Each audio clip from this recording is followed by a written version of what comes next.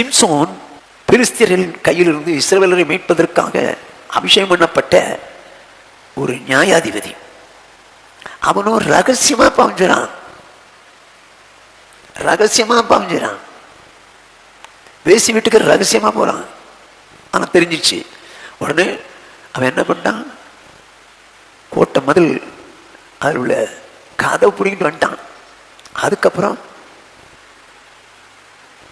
சோரை ஆற்றங்கரை ஓரத்தில் நடமாடிக்கிட்டு இருந்த அந்த தொழிலாளர் ஸ்திரீயோடு கூட அவன் ஐக்கியமா இருந்தான். இது ஊருக்கு தெரியுமா? எனக்கு தெரியல. ஆனா யாருக்கு தெரிஞ்சு? இந்த பெலிஸ்தியருக்கு தெரிஞ்சிருச்சு.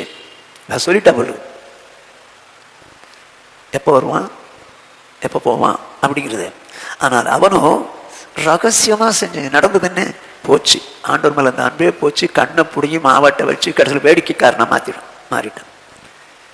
ஆகான் இஸ்ரவேல் புத்திரன்.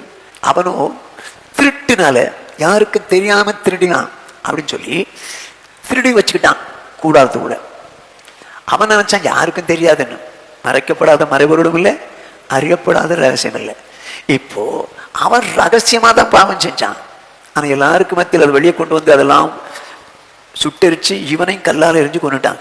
அருமையானே, இன்னைக்கு துரோகம் பண்ணுகிற பரிசுத்தவான்கள் ஏராளமாயிட்டாங்க. பாலினம் விஷயத்துல துரோகம் பண்றாங்க, போதைப் பொருள் விஷயத்துல துரோகம் பண்றாங்க, சினிமாவில் துரோகம் பண்றாங்க, சீரியல்ல துரோகம் பண்றாங்க, திருடுறாங்க. இப்படி எல்லாம் பல விதமான பாவங்களை செஞ்சு தேவனுக்கு துரோகம் பண்றாங்க. துரோகிகளா மாறிட்டாங்க. கடைசி அவசரம் சொல்லுவோம், கடைசி நாட்களே துரோகிகளாய் மாறுவார்கள். இந்த மன்னா தேவன் இஸ்ரவேல் ஜனங்களுக்கு கொடுத்த போது அது அவங்களுக்கு மிகவும் நல்லா இருந்துச்சான். தேனிட்ட பணியாரமா இருந்துச்சான்.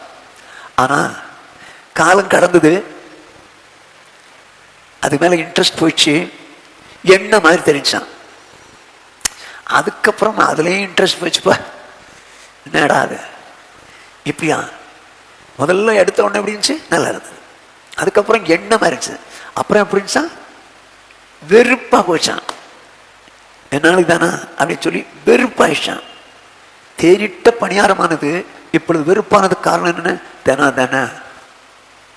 அருமையானே, இயேசு நாம் ரட்சிக்கப்பட்ட புதுசுல ஐயோ ஆண்டவருக்கா வாழ்வேன் வாழ்வேன் வாழ்வேன் வாழ்வேன்னு சொன்னவங்கெல்லாம் இன்றைக்கு ரட்சிக்கப்பட்டு பல வருஷங்கள் ஆனது நிமித்தமாக தேவன் மேல இருந்த அன்பு குறைந்ததுனால பாவம் செஞ்சு துரோகம் பண்றாங்க. ரொம்ப ஜாக்கிரதை, ரொம்ப ஜாக்கிரதை. நீங்க துரோகம் பண்ணாதபடிக்கு எச்சரிக்கையா இருக்கின்றார், எச்சரிக்கையா இருக்கின்றார்.